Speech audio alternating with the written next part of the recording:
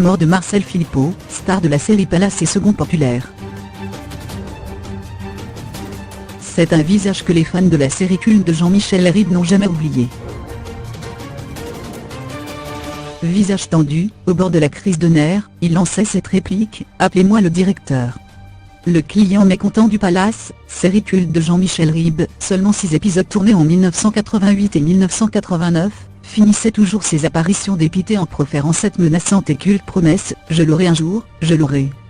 Marcel Philippot, son interprète, est mort vendredi 2 mars 2018, à l'âge de 64 ans seulement. C'est son agent, Jean-Pierre Noël, qui a annoncé la triste nouvelle à l'AFP ce samedi. Marcel Philippot est décédé à son domicile parisien.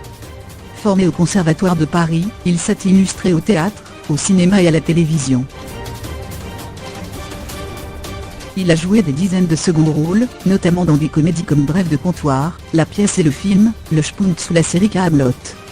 Il était membre de l'émission, Le Petit Théâtre de Bouvard dans les années 1980. L'homme de théâtre et de cinéma Jean-Michel Ribes, directeur du Théâtre du Rond-Point, lui a rendu hommage, déclarant à l'AFP « Marcel Philippot était un être rare, avec beaucoup de délicatesse et de finesse, au-delà de sa fantaisie parfois burlesque. C'était un grand comédien, très élégant. Il va beaucoup nous manquer. Il était l'un des sociétaires de Palace, du Théâtre sans animaux et de Bref de comptoir, que nous avons joué sur scène à Paris, et en tournée et au cinéma. Il était parfait en donnant la parole aux anonymes, en incarnant ce génie du peuple, celles et ceux que l'on n'entend jamais à la télévision et à la radio. »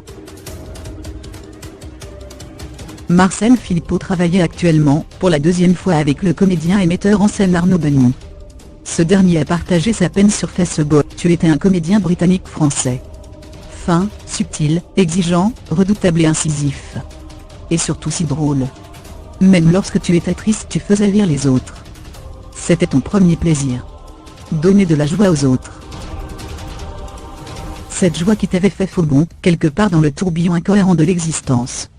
Nous avons commis l'erreur de te cantonner, les uns et les autres, dans un certain répertoire, dans un certain emploi. C'est notre tragédie de manquer d'imagination, nous qui nous prévalons de servir l'imaginaire.